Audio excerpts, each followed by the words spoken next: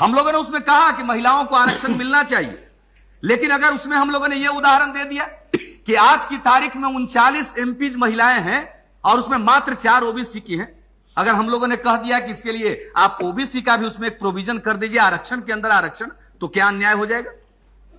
National women commission बना हुआ है अध्यक्ष महोदय, उसमें ओबीसी के लिए कोई रिजर्वेशन का प्रावधान नहीं है, एक भी मेंबर, यह प्रावधान नहीं है कि एक मेंबर ओबीसी का होगा। और बनाते हैं नेशनल विमेन कमीशन में, हमने पूछा, एक भी ओबीसी महिला नहीं। और यहां पर लोग कहते हैं कि हम सभी महिलाओं का प्रतिनिधित्व करते हैं। कहां सभी महिलाओं का प्रतिनिधित्व करते हैं? 50% महिलाओं की आबादी है और 60% ओबीसी के लोग हैं, तो उसमें 50% में 60% जो ओबीसी की महिलाएं हैं उनके पक्ष में कोई बोल रहा है क्या? जो महिलाओं के नाम पर संस्थाएं चलाते हैं, उनके नजदीक हम लोग जब गुहार लगाते हैं तो उधर उनका ध्यान नहीं जाता है। वो कहते हैं कि बाकी सब चीज हम तय कर लेंगे। अरे भाई, बाकी सब चीज आप कौन तय करने वाले होते हैं? ये सदन तय करेगा। और हम लोगों का क्या इसमें रुख है? हम लोग कहते हैं कि महिलाओं के लिए आरक्षण हो, लेकिन अगर इसमें आप ओबीसी की व्यवस्था भी कर दे, लॉ मिनिस्ट्री की तरफ से नोट दिया गया कि बगैर पुरुषों का आरक्षण किए हुए या सामान्य रूप से वर्टिकल रिजर्वेशन दिए हुए यह संभव नहीं है। आपने नेताओं की बैठक बुलाई, हमारे पार्टी के अध्यक्ष जॉर्ज फर्नांडिस साहब उसमें गए और उसमें उन्होंने कहा कि मैं 5 वाक्य में लिख देता हूं, यह संविधान का संशोधन है, एक साथ ही और संशोधन हो जाएगा। क्या बात है जो इस पर एतराज किया जाता है? एक साथ अगर संविधान की अन्य धाराओं का भी संशोधन कर दिया जाए और ओबीसी की महिलाओं को भी न्याय मिल जाए तो क्या अनर्थ हो जाएगा? लेकिन जब हम उसकी मांग करते हैं तो कह दिया जाता है कि महिलाओं के खिलाफ है, क्योंकि कोई आवाज सुनने वाला नहीं है। हम तो चाह रहे हैं कि ओबीसी की महिला, हम लोगों को नहीं चाहिए वर्टिकल रिजर्वेशन, हमको पॉलिटिकल रिजर्वेशन ओबीसी को नहीं चाहिए। हम तो जब महिलाओं को हो रहा उसके अंतर्गत ओबीसी महिलाओं का हित सुरक्षित रहे, बस उतना ही आपसे चाहते। इससे अधिक तो हम लोग और कुछ नहीं चाहते। लेकिन बहस को उस दिशा में नहीं ले जाया गया। आपको मैं निजी बातचीत का हवाला नहीं देना चाहिए, लेकिन आज जब लॉ मिनिस्टर मुझसे जब मैं मिला तो उनके ऊपर भी था असर था कि मैं इस बात को नहीं समझ रहा था।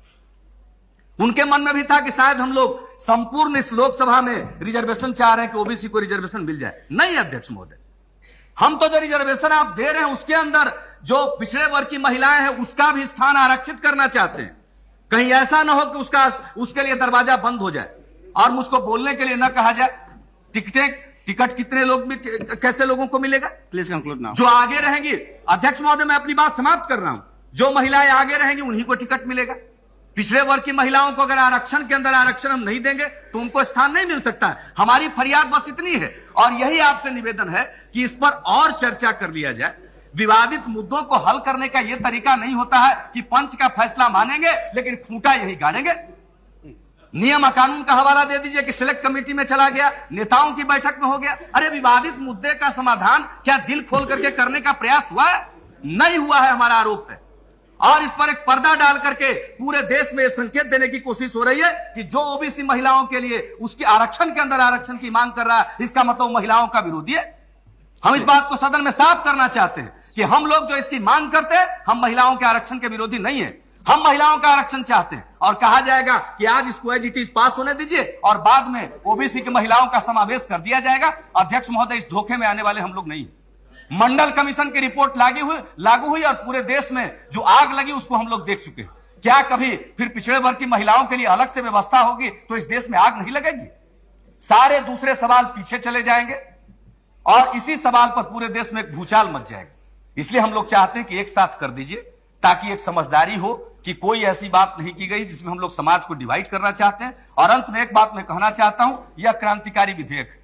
हम लोग का जो प्रस्ताव है, जो करना चाहते हैं, उसकी मूल जो धारणा है वह क्रांतिकारी है, इसको होना चाहिए। इसलिए ऐसे मसलों पर सदन को डिवाइडेड नहीं होना चाहिए।